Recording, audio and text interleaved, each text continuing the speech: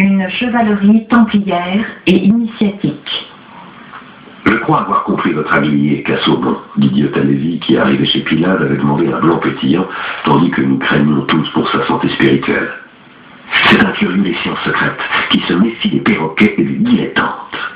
Mais comme nous l'avons indûment entendu aujourd'hui, tout en les méprisant, il les écoute, les critique, et ne se dissocie pas d'eux. Aujourd'hui, ce monsieur, ce comte, ce magrave aguillé, ou qui il peut bien être, a prononcé une expression clé, dit Belbo. Chevalerie spirituelle. Il les méprise, mais se sent uni à eux par un lien de chevalerie spirituelle. Je crois comprendre. Dans quel sens demandâmes-nous. Belbon était à son 3e martini gin. Whisky le soir, soutenait-il, parce que ça calme et incline à la rêverie. Martini gin en fin d'après-midi, parce que ça excite et raffermit. Et il commença à parler de son enfance, ainsi qu'il l'avait déjà fait une fois avec moi. Nous étions entre l'année 1943 et l'année 1945. Je veux dire dans la période de passage du fascisme à la démocratie, puis de nouveau à la dictature de la République de Salo, mais avec la guerre des partisans dans les montagnes. Au début de cette histoire, j'avais 11 ans, et je vivais dans la maison de mon oncle Carlo. Nous habitions en ville, mais en 1943, les bombardements s'étaient fait plus denses, et ma mère avait décidé que nous devions évacuer, comme on disait alors. Là-bas habitait mon oncle Carlo, ma tante Caterina. Mon oncle Carlo venait d'une famille de cultivateurs et il avait hérité de la maison de là-bas avec des terres données en métayage à un certain Adelino Canepa. Le métayer travaillait, moissonnait le blé, faisait du vin et versait la moitié des gains aux propriétaires. Situation de tension, évidemment. Le métayer se considérait exploité et tout autant le propriétaire parce qu'il ne percevait que la moitié des revenus de ses terres. Les propriétaires haïssaient les métayers et les métayers haïssaient les propriétaires. Mais ils cohabitaient, dans le cas de mon oncle Carlo. En 14, mon oncle Carlo s'était enrôlé volontaire dans les chasseurs alpins. Heureux de 30 de piémontais, tout devoir répatrié. Il était devenu d'abord lieutenant et puis capitaine. Bref, dans une bataille sur le Carso, il s'était trouvé à côté d'un soldat idiot qui s'était fait sauter une grenade entre les mains. Autrement, pourquoi les aurait-on appelés grenade à main?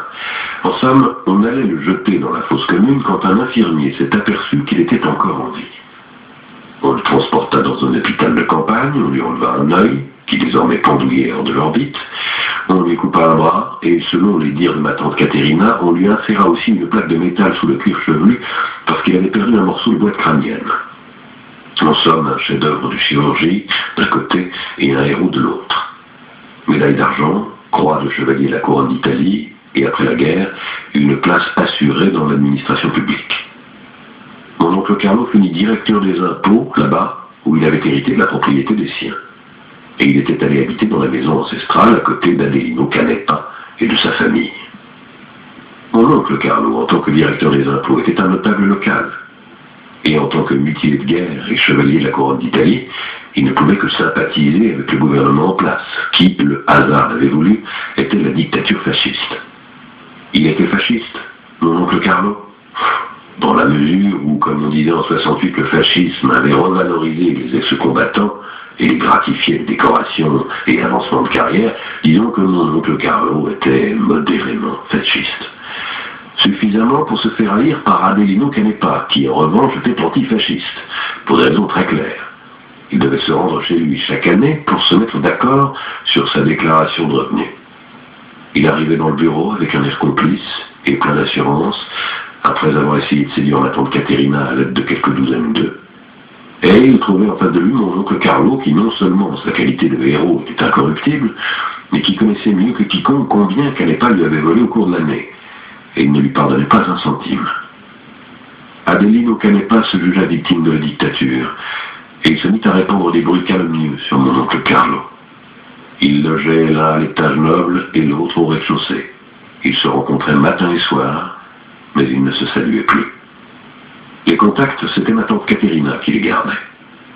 Et après notre arrivée, ma mère, à laquelle Adelino Canepa exprimait toute sa sympathie et sa compréhension pour le fait qu'elle était la belle-sœur d'un monstre. Mon oncle rentrait tous les soirs à 6 heures, avec son inévitable costume croisé gris, son chapeau mou, le journal, la stampa, encore à lire. Il marchait droit, en chasseur alpin, le gris fixant le sommet à conquérir. Il passait devant Adelino Canepa, qui à cette heure prenait le frais sur un banc du jardin, et c'était comme s'il ne l'avait pas vu. Puis il croisait Mme Canepa sur la porte, au rez-de-chaussée, et il ôtait cérémonieusement son chapeau. Ainsi tous les soirs, année après année. Il était 8 heures. Lorenza ne revenait pas, comme elle l'avait promis. Belbo en était à son 5e martini gin. Vint l'année 1943. Un matin, mon oncle Carlo entra chez nous, me réveilla avec un grand baiser et me dit « Mon garçon, tu veux savoir la nouvelle la plus considérable de l'année? Ils ont balancé Mussolini. » Je n'ai jamais compris si mon oncle Carlo en souffrait. C'était un citoyen très intègre et un serviteur de l'État. S'il souffrait, il n'en parla pas.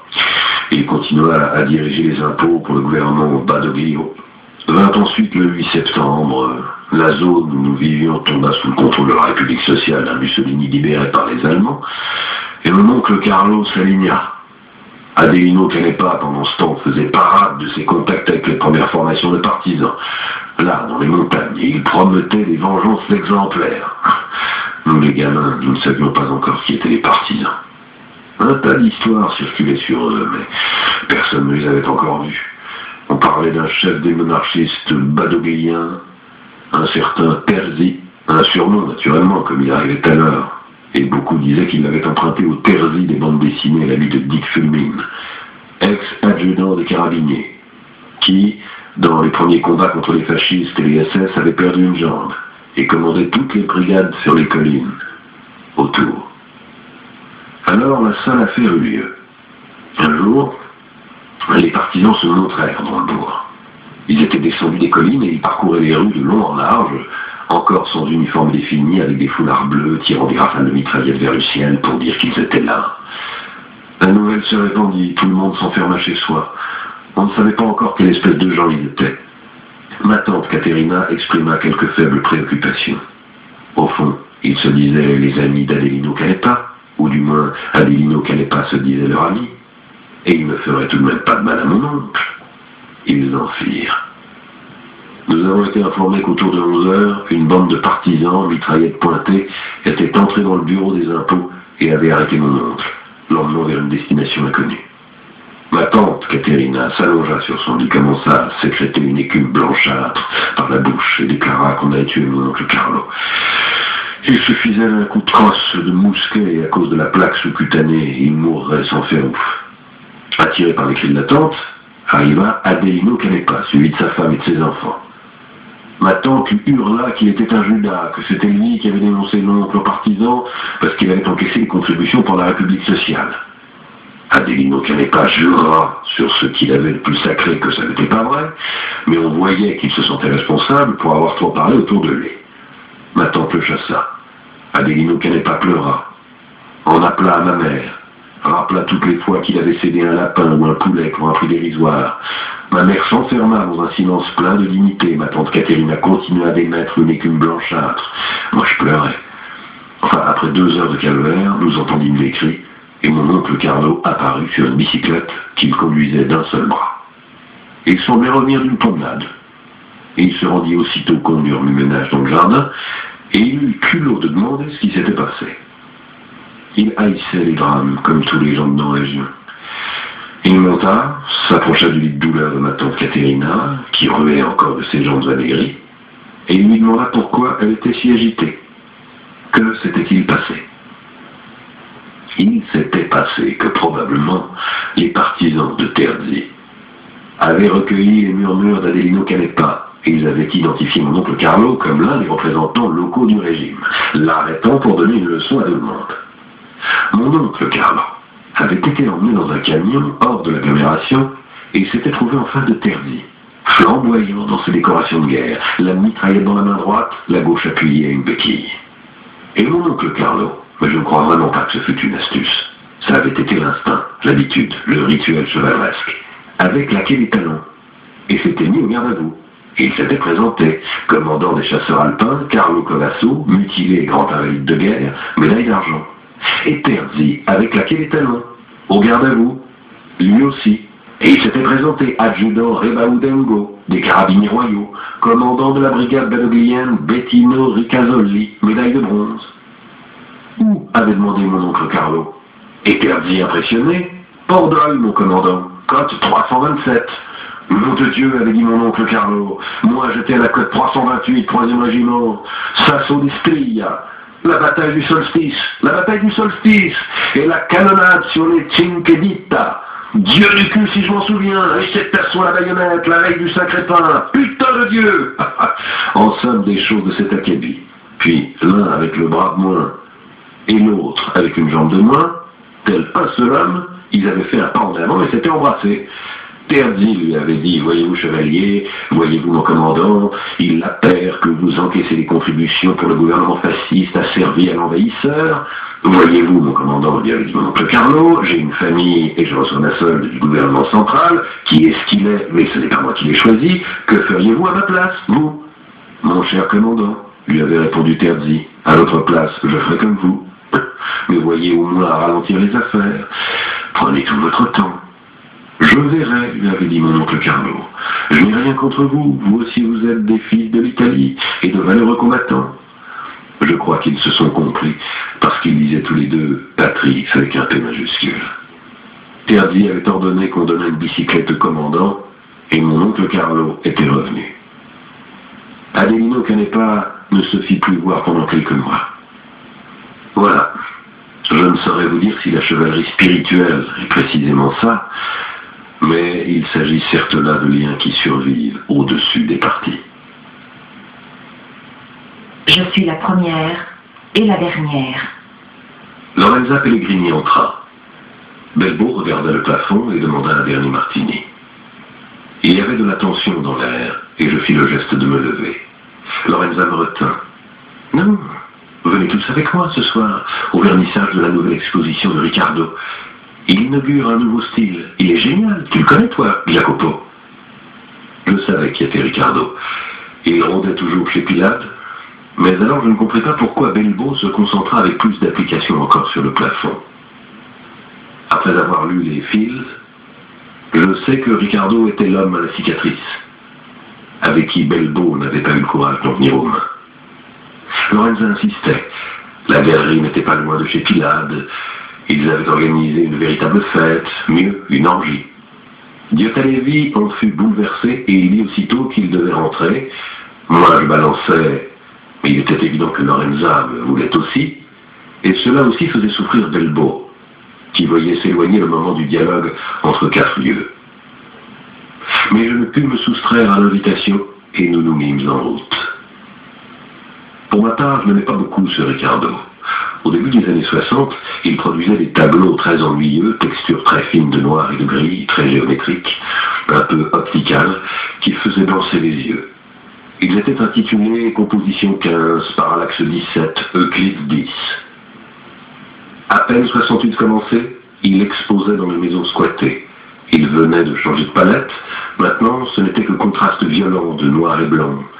La maille était plus large et les titres étaient du genre « Ce n'est qu'un début »,« Molotov »,« Sans fleurs ». À mon retour à Milan, je l'avais vu exposé dans un cercle où on adorait le docteur Wagner. Il avait éliminé les noirs, il travaillait sur des structures blanches, où les contrastes n'étaient donnés que par les reliefs du tracé sur un papier fabriano poreux, de façon que les tableaux, expliquait-il, révèlent des profils différents selon l'incidence de la lumière. Ils avaient pour titre « Éloge de l'ambiguïté », à travers, ça Bergsgas et Délégation 15. Ce soir-là, à peine nous fûmes entrés dans la nouvelle galerie, je compris que la poétique de Riccardo avait subi une profonde évolution. L'exposition s'intitulait « Mégale Apophasis ». Riccardo était passé au figuratif, avec une palette éclatante. Il jouait les citations. Et puisque je ne crois pas qu'il fût dessiné, j'imagine qu'il travaillait en projetant sur sa toile la diapositive d'un tableau célèbre. Ses choix oscillaient entre les pompiers fin de siècle et les symbolistes du tout début XXe. Sur le tracé original, il travaillait avec une technique pointillée, à travers des gradations infinitésimales de couleurs, parcourant point par point tout le spectre, de façon à commencer toujours à partir d'un noyau très lumineux et flamboyant, et à finir sur le noir absolu, ou vice-versa, selon le concept mystique ou cosmologique qu'il voulait exprimer. Il y avait des montagnes d'où émanaient des rayons de lumière, décomposés en un poudroiement de sphères aux couleurs ténues. On entrevoyait des ciels concentriques, avec des ombres d'anges aux ailes transparentes, quelque chose de semblable au paradis de Gustave Doré. Les titres étaient Béatrix, Mystica Rosa, Dante et Gabriel les 33, Fidèle d'amour, Athanor, Homunculus 666. Voilà d'où vient la passion de Lorenza pour les homoncules, me dis-je. Le tableau le plus grand s'intitulait Sophia, et il représentait une coulée d'anges noirs qui s'estompait à la base, engendrant une créature blanche caressée par de grandes mains livides, calquées sur celles qu'on voit dressées contre le ciel d'un Guernica. La combinaison était douteuse, et de près, l'exécution apparaissait grossière. Mais à 2 ou 3 mètres de distance, l'effet était très lyrique. « Je suis un réaliste, vieux jeu, me murmura Belbo. Je ne comprends que Mondrian. Qu'est-ce que représente un tableau non géométrique? Lui, avant qu'il était géométrique, dis-je. Ça n'était pas de la géométrie, c'était du carrelage pour celle de vin. Pendant ce temps, Lorenza avait couru embrasser Ricardo. Lui et Belbo avaient échangé un signe de salut. Il y avait foule. La galerie se présentait comme un loft de New York, tout blanc, et avec les tuyaux de chauffage ou les conduites d'eau à nu au plafond. Qui sait combien ils avaient dépensé pour l'antidater comme cela? Dans un coin, un système d'amplification étourdissait l'assistance avec des musiques orientales, des trucs avec un sitar, si mon souvenir est bon, de ceux dont on ne reconnaît pas la mélodie. Tout le monde passait distrait devant les tableaux pour s'entasser aux tables du fond et attraper les verres en papier. La soirée était maintenant bien avancée, l'atmosphère s'apesantissait de fumée, quelques filles de temps en temps ébauchaient des mouvements de danse au centre de la salle, mais les gens étaient encore occupés à converser et à consommer le buffet. Oh, vrai fort riche. Je m'assis sur un divan au pied duquel se trouvait une longue et large coupe de verre, encore à moitié pleine de macédoine. Je m'apprêtais à en prendre un peu car je n'avais pas dîné, mais j'eus l'impression d'y apercevoir comme l'empreinte d'un pied qui avait pressé au centre les petits cubes de fruits, les réduisant à un pavé homogène. Ce n'était pas impossible parce que le sol était à présent mouillé de flaques de vin blanc et certains invités bougeaient déjà péniblement. Belbo avait capturé un verre et se déplaçait avec indolence, sans but apparent, donnant de temps à autre une tape sur l'épaule de quelqu'un. Il essayait de retrouver Lorenza. Mais rares étaient ceux qui restaient immobiles. La foule était prise dans une sorte de mouvement circulaire, comme un essaim d'abeilles à la recherche d'une fleur encore inconnue. Moi, je ne cherchais rien, et pourtant je m'étais levé, et je me déplaçais en suivant les impulsions que me communiquait le groupe. Je voyais à quelques pas de moi Lorenza qui errait en mimant des retrouvailles passionnelles avec l'un ou l'autre, la tête haute, le regard intentionnellement myope, les épaules et le sein figés et droit, une allure distraite de girafe. À un moment donné, le flux naturel m'immobilisa dans un coin derrière une table, avec Lorenza et Belbo qui s'étaient enfin croisés et me tournaient le dos, bloqués ensemble, peut-être par hasard. Je ne sais pas s'ils s'étaient aperçus de ma présence, mais dans ce vacarme de fond, personne désormais n'entendait ce que disaient les autres. Ils se crurent ainsi isolés, et je fus obligé d'écouter leur conversation. « Alors, disait Belbo, où l'as-tu connu, ton aiguillé ?»« C'est aussi le tien, d'après ce que j'ai vu aujourd'hui. Toi, tu peux connaître Simon, et moi pas. Bravo. Pourquoi tu l'appelles Simon? Pourquoi il t'appelle Sophia? Mais c'est un jeu. Je l'ai connu chez des amis, d'accord? Et je le trouve fascinant. Il me baise la main comme si j'étais une princesse. Et il pourrait être mon père. Fais gaffe, il pourrait devenir le père de ton fils. J'avais l'impression que c'était moi qui parlais à Bahia avec Amparo. Lorenza avait raison. Aguillet savait comment on baise la main d'une jeune femme qui ignore ce rite. Pourquoi Simon et Sophia? Insistait Belbo. Il s'appelle Simon, oui. Ah, c'est une histoire merveilleuse. Tu savais, toi, que notre univers est le fruit d'une erreur et que c'est un peu de ma faute? Sophia était la partie féminine de Dieu, parce qu'alors Dieu était davantage femelle que mâle. C'est vous, après, qui lui avez mis une barbe et l'avez appelé lui. Moi, j'étais sa bonne moitié. Simon dit que j'ai voulu engendrer le monde sans demander la permission. Moi, la Sophia, qui s'appelle aussi... Attends, avec voilà, l'Enoia. Je crois que ma partie masculine ne voulait pas créer. Peut-être n'en avait-elle pas le courage, peut-être était-elle impuissante. Et moi, au lieu de m'unir avec lui, j'ai voulu faire le monde toute seule. Je ne résistais pas, je crois que c'était par excès d'amour, c'est vrai. J'adore tout cet univers bordélique. Et c'est pour ça que que je suis l'âme de ce monde. C'est Simon qui le dit. Comme il est gentil. Il dit ça à toutes? Non, idiot. À moi seulement. Parce qu'il m'a compris mieux que toi. Il ne cherche pas à me réduire à mon image. Il comprend qu'il faut me laisser vivre la vie à ma façon. Et c'est ce qu'a fait Sophia. Elle s'est mise bille en tête à faire le monde. Elle s'est heurtée à la matière primordiale, qui était dégueulasse. Je crois qu'elle n'utilisait pas de déodorant, et elle n'aurait pas fait exprès, mais il paraît que c'est elle qui a fait le dému. Comment on dit? Ce serait pas le démiurge? Voilà, lui. Mais je me souviens pas si ce démiurge, c'est Sophia qui l'a fait, ou bien s'il existait déjà, et c'est elle qui l'a poussé. Allez, gros bêta, fais le monde, qu'on va s'en payer une tranche après. Le démiurge devait être un bordélique, et il ne savait pas faire le monde comme il faut. Il n'aurait même jamais dû le faire, parce que la matière est mauvaise, et qu'il n'était pas autorisé à y mettre la patte. Bref, il a combiné ce qu'il a combiné, et Sophia est restée dedans, prisonnière du monde. Lorenza parlait et buvait beaucoup. Toutes les 2 minutes, tandis qu'un grand nombre de gens, les yeux fermés, s'étaient mis à osciller doucement au milieu de la salle, Ricardo passait devant elle et lui versait quelque chose dans son verre. Belbo tentait de l'interrompre, en disant que Lorenza avait déjà trop bu. Mais Ricardo riait en secouant la tête, et elle se rebellait en disant qu'elle tenait l'alcool mieux que Jacopo, parce qu'elle était plus jeune, elle. Ok, disait Belbo. N'écoute pas le pépé. Écoute Simon. Qu'est-ce qu'il t'a dit encore? Tout ça, que je suis prisonnière du monde, plus précisément des anges mauvais, parce que dans cette histoire, les anges sont mauvais, et ils ont aidé le démiurge à faire tout le bordel. Les anges mauvais, je disais, me gardent parmi eux, ils ne peuvent pas me laisser échapper, et ils me font souffrir. Mais de temps à autre, parmi les hommes, quelqu'un me reconnaît, comme Simon. Il dit que ça lui était déjà arrivé une autre fois, il y a 1000 ans. Ah oui, je ne te l'ai pas dit, mais Simon est pratiquement immortel. Si tu savais tout ce qu'il a vu. Bien sûr, mais à présent il ne faut plus boire. Chut, une fois Simon m'a trouvé et j'étais prostituée dans un boxon de tir. Je m'appelais Hélène. C'est ce qu'il raconte, ce monsieur. Et toi, t'es toute contente. Vous permettez que je vous baise la main, jolie petite putain de mon univers de merde. Quel gentilhomme. Si jolie petite putain il y a, c'était cette Hélène. Et puis quand on disait prostituée en ces temps-là, on voulait dire une femme libre. Sans lien, une intellectuelle, une qui ne voulait pas être femme au foyer. Tu le sais toi aussi, une prostituée était une courtisane, une qui tenait salon. Aujourd'hui, ce serait une femme qui s'occupe de relations publiques.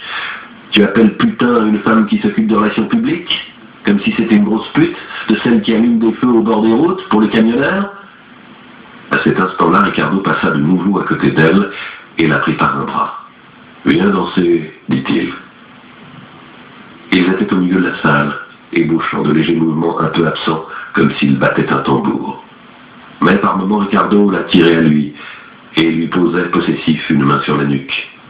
Et elle le suivait, les yeux fermés, le visage enflammé, la tête rejetée en arrière, avec ses cheveux qui tombaient plus bas que ses épaules, à la verticale. Belbo allumait une cigarette, après l'autre. Peu après, Lorenza saisit Ricardo à la taille, et elle le fit bouger lentement, jusqu'à ce qu'ils fussent à un pas de Belbo. En continuant à danser, Lorenza lui releva son verre des mains. Elle tenait Ricardo de la main gauche, le verre de la main droite, dirigeait un regard un peu humide vers Jacopo, et on eût dit qu'elle pleurait, mais elle souriait. Et puis elle lui parla. « Elle ne va pas croire que ça a été l'unique fois, tu sais. »« L'unique quoi ?» demanda Belbo. « Qu'il a rencontré Sophia? Bien des siècles plus tard, Simon a été aussi Guillaume Postel. C'était un type qui portait les lettres. Idiot, c'était un savant de la Renaissance qui lisait le juif, l'hébreu. Et qu'est-ce que ça change? Il le lisait, comme les gamins lisent Mickey, à première vue. Eh bien, dans un hôpital de Venise, il rencontre une servante vieille et analphabète, sa Johanne. Il la regarde et dit, voilà, j'ai compris, elle est la nouvelle incarnation de la Sophia, de l'Emeia. Elle est la grand-mère du monde descendue parmi nous pour racheter le monde entier qui a une âme féminine. C'est ainsi que Postel emmène Johanne avec lui, et tous le traitent de fou. Mais lui, rien, il l'adore, il veut la libérer de la prison des anges. Et quand elle meurt, lui, il reste à fixer le soleil pendant 1 heure, et des jours sans boire et sans manger, habité par Johanne qui n'est plus. Mais c'est comme si elle était présente, parce qu'elle est toujours ici, qu'elle habite le monde, et que de temps en temps elle affleure. Comment dire, elle s'incarne. N'est-ce pas une histoire à faire pleurer? Je fonds en larmes. Et toi, tu aimes tant que ça être Sophia? Mais je le suis pour toi aussi, mon amour. Tu sais qu'avant de me connaître, tu avais des cravates horribles et des pellicules sur les épaules. Ricardo lui avait repris la nuque. Je peux participer à la conversation, avait-il dit. Toi, tais-toi et danse. Tu es l'instrument de ma luxure. Ça me va. Belbo poursuivait comme si l'autre n'existait pas. Alors, tu es sa prostituée? Sa féministe qui s'occupe des RP. Et lui, c'est ton Simon. Moi, je ne m'appelle pas Simon, dit Ricardo, la langue déjà pâteuse. On parle pas de toi, dit Belbo. Depuis quelques instants, j'étais mal à l'aise pour lui. Lui, d'habitude si jaloux de ses propres sentiments, était en train de mettre en scène sa querelle amoureuse devant un témoin, puis un rival. Et avec cette dernière réplique, je me rendis compte que, se mettant à nu devant l'autre, au moment où le véritable adversaire était un autre encore, il réaffirmait de la seule manière qui lui était permise sa possession de Lorenza. Pendant ce temps, Lorenza répondait, après avoir commandé un autre verre à quelqu'un. « Mais par jeu! Mais c'est toi que j'aime! Encore heureux que tu ne me haïsses pas. Écoute, je voudrais rentrer à la maison. J'ai une crise de gastrite. Moi, je suis encore prisonnier de la basse matière. À ma pomme, Simon n'a rien promis. On s'en va ensemble? Mais restons encore un peu, c'est si bon. Tu ne t'amuses pas? Et puis, j'ai pas encore regardé les tableaux. Tu as vu que Ricardo en a fait un sur moi? Que de choses j'aimerais faire sur toi, dit Ricardo. Tu es vulgaire, écarte-toi. Je suis en train de parler avec Jacopo. Jacopo, mon Dieu, il n'y a que toi qui peux faire des jeux intellectuels avec tes amis. Moi pas. Qui est-ce qui me traite comme une prostituée de tir? Toi? Je l'aurais parié, moi. C'est moi qui te pousse dans les bras des vieux messieurs. Lui, il n'a jamais tenté de me prendre entre ses bras. Ce n'est pas un satire, ça t'embête qu'il n'ait pas envie de coucher avec moi, mais il me considère comme une partenaire intellectuelle. Allumeuse. C'est vraiment pas ce que tu aurais dû dire.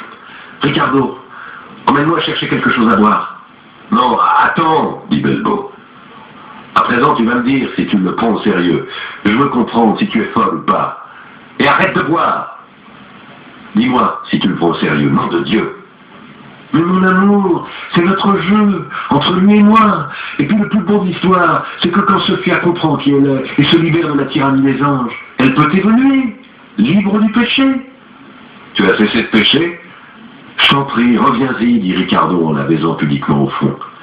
Au contraire, répondit-elle à Belbo sans regarder le peintre, toutes ces choses-là ne sont plus péchés. On peut faire tout ce qu'on veut pour se libérer de la chair. On est au-delà du bien et du mal. Elle donna une poussée à Ricardo et l'éloigna d'elle. Elle proclama à haute voix « Je suis la Sophia, et pour me libérer des anges, je dois perpétrer tous les péchés, même les plus délicieux !» Elle alla en titubant légèrement dans un coin où était assise une fille habillée de noir, les yeux bistrés, le teint pâle. Elle l'attira au centre de la salle et commença d'ondoyer avec elle. Elles étaient presque ventre contre ventre, les bras ballants le long des flancs. « Je peux aimer même toi, dit-elle, et elle l'embrassa sur la bouche.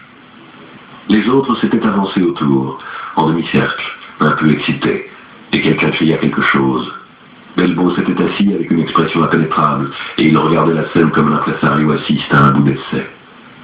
Il était en transpiration, et il avait un tic à l'œil gauche, que je ne lui avais jamais remarqué.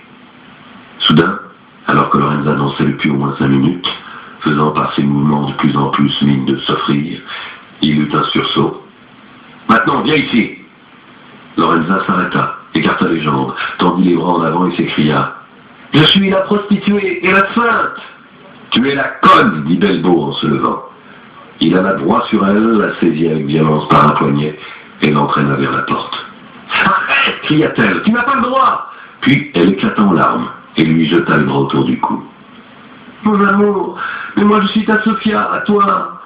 Tu ne t'es pas mis en colère pour ça, au moins. » Belbo lui passa tendrement un bras autour des épaules, l'embrassa sur une tempe, lui arrangea les cheveux, après quoi il dit en direction de la salle « Excusez-la, elle n'est pas habituée à boire autant. » J'entendis quelques petits rires parmi l'assistance. Je crois que Belbo aussi les avait entendus. Sur le seuil, il m'aperçut et il fit quelque chose dont je n'ai jamais su si c'était pour moi, pour les autres, pour lui. Il le fit en sourdine, à mi-voix, quand désormais les autres ne s'intéressaient plus à eux. En tenant toujours Lorenza par les épaules, il se retourna de 3/4 vers la salle et dit lentement, du ton de qui dit une évidence, « Cocorico ». Comme donc un gros cerveau kabbaliste. Le matériel iconographique trouvé à Milan et à Paris ne suffisait pas. M. Garamond m'autorisa à rester plusieurs jours à Munich, au Deutsche Museum. Je passais quelques soirées dans les petits bars du Schwabing, et dans ces cryptes immenses où jouent de leurs instruments de vieux messieurs moustachus en pantalons de cuir court, et se sourient les amants dans une fumée dense de vapeur porcine au-dessus des chopes de bière d'1 litre, un couple à côté de l'autre, et les après-midi à feuilleter le fichier des reproductions.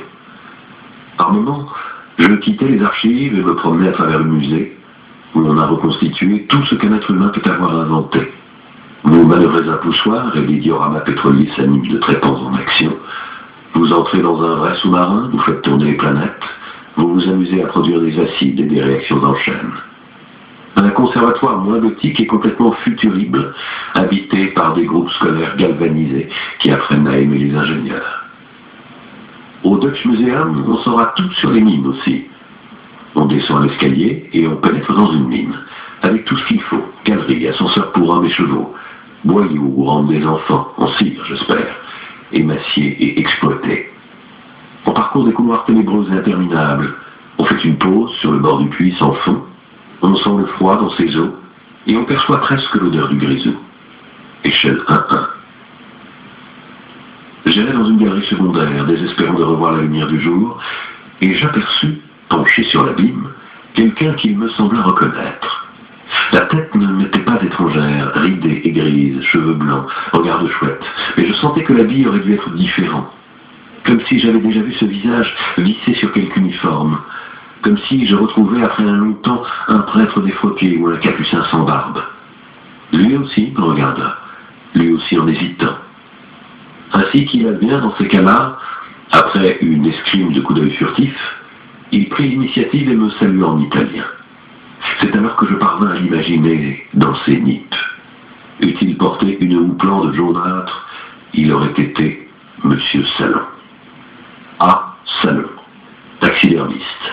Il avait son atelier à quelques portes de mon bureau, un peu plus loin dans le couloir de la fabrique désaffectée où je jouais les marlots de la culture.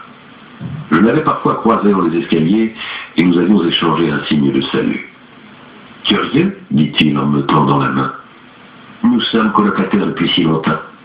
Nous nous présentons dans les entrailles de la terre, à 1000 milles de distance. » Nous prononçâmes quelques phrases de circonstance.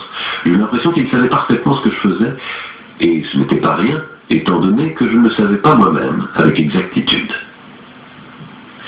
Par quel hasard dans un musée de la technique? Dans votre maison d'édition, vous vous occupez de choses plus spirituelles, il me semble. Comment pouvez-vous le savoir? Oh, il fit un geste vague. Les gens parlent. Je reçois beaucoup de visites. Quels gens viennent chez un empailleur? Pardon, chez un taxidermiste. Il en vient beaucoup. Vous me direz comme tout le monde que ce n'est pas un métier commun. Mais les clients ne manquent pas. Et il y en a de tous les genres. Musées, collectionneurs privés. Il ne m'arrive pas souvent de voir des animaux empaillés dans les maisons, dis-je. Non, ça dépend des maisons que vous fréquentez, ou des caves. On tient des animaux empaillés dans les caves. Certains le font. Toutes les crèches ne sont pas à la lumière du soleil ou de la lune. Je me méfie de ces clients, mais vous savez, le travail. Je me méfie des souterrains. C'est pour ça que vous vous promenez dans les souterrains? Je contrôle. Je me défie des souterrains, mais je veux les comprendre. Ce n'est pas qu'il y ait beaucoup de possibilités. Les catacombes à Rome, me direz-vous, il n'y a pas de mystère. Elles sont pleines de touristes et sous le contrôle de l'Église. Il y a les égouts de Paris. Vous y avez été? On peut les visiter le lundi, le mercredi et le dernier samedi de chaque mois en entrant par le pont de l'Alma. Ça aussi, c'est un parcours pour touristes. Naturellement, à Paris, il y a aussi les catacombes et des caves profondes, pour ne rien dire du métro. N'avez-vous jamais été au numéro 147 de la rue Lafayette? J'avoue que non. Un peu hors de portée, entre la gare de l'Est et la gare du Nord. Un édifice d'abord indiscernable. Seulement, si vous l'observez mieux, vous vous rendez compte que les portes semblent en bois, mais sont en fer peint, et que les fenêtres donnent sur des pièces inhabitées depuis des siècles. jamais une lumière. Mais les gens passent et ne savent pas. Ne savent pas quoi? Que c'est une fausse maison. C'est une façade, une enveloppe sans toit, sans rien à l'intérieur, vide. Ce n'est que l'orifice d'une cheminée. Elle sert à l'aération ou à évacuer les émanations de l'air à verre. Et quand vous le comprenez, vous avez l'impression d'être devant la gueule des enfers. Et que seulement si vous pouviez pénétrer dans ces murs, vous auriez accès au Paris souterrain. Il m'est arrivé de passer des heures et des heures devant ces portes qui masquent la porte des portes, la station de départ pour le voyage au centre de la Terre. Pourquoi croyez-vous qu'ils ont fait ça? Pour aérer le métro, vous avez dit. Les bouches d'aération suffisaient. Non, c'est devant ces souterrains que je commence à avoir des soupçons. Me comprenez-vous? En parlant de l'obscurité, il paraissait s'illuminer. Je lui demandais pourquoi il soupçonnait les souterrains. Mais parce qu'on y trouve les seigneurs du monde. Ils ne peuvent qu'être dans le sous-sol. Voilà une vérité que tous devinent, mais que peu osent exprimer. Le seul, sans doute, qui se soit enhardi à le dire en toutes lettres, a été saint Yves d'Alvèdre. Vous connaissez? Peut-être l'avais-je entendu nommer par l'un ou l'autre des diaboliques, mais mes souvenirs étaient imprécis. C'est celui qui nous a parlé d'Agartha, le siège souterrain du roi du monde, le centre occulte de la synarchie, dit Salon. Il n'a pas eu peur, il se sentait sûr de lui, mais tous ceux qui l'ont publiquement suivi ont été éliminés, parce qu'ils en savaient trop. Nous commençâmes à nous déplacer dans les galeries, et M. Salon me parlait en jetant des regards distraits le long du chemin, à l'embouchure de nouvelles voies, à l'ouverture d'autres puits, comme s'il cherchait dans la pénombre la confirmation de ses soupçons. Ne vous êtes-vous jamais demandé pourquoi toutes les grandes métropoles modernes, au siècle dernier, se sont hâtées de construire les métropolites? Pour résoudre les problèmes de la circulation, ou quoi? Quand il n'y avait pas de trafic automobile, et que seuls les fiacres circulaient? D'un homme de votre esprit, je m'attendais à une explication plus subtile. Vous en avez une, vous? Peut-être, dit M. Salon. Et il semblait le dire d'un air absorbé et absent. Mais c'était une façon de stopper la conversation, et de fait, il s'aperçut qu'il devait s'en aller. Puis, après m'avoir serré la main, il s'attarda encore une seconde, comme saisi par une pensée fortuite. À propos, ce colonel, comment s'appelait-il, celui qui était venu il y a des années aux éditions Garamond, vous parler d'un trésor des Templiers? Vous n'en avez plus rien su? Je fus comme fouetté par cette brutale et indiscrète ostentation de connaissances que je considérais réservée et enterrée. Je voulais lui demander comment il pouvait être au courant, et j'eus peur. Je me limitais à lui dire d'un air indifférent: « Oh, une vieille histoire, je l'avais oubliée. Mais à propos, pourquoi avez-vous dit à propos? » J'ai dit à propos. Ah oui, bien sûr, il me semblait qu'il avait trouvé quelque chose dans un souterrain.